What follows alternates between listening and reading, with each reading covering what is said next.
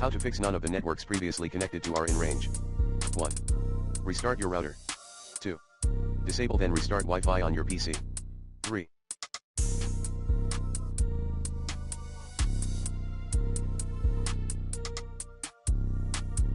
Get a Wi-Fi extender. 4.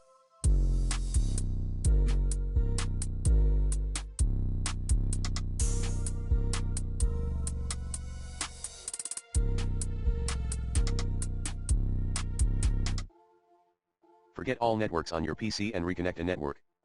5. Update network drivers using the recommended Avast driver updater in this video guide. 6. Set roaming aggressiveness to high in device manager. Like this. 7.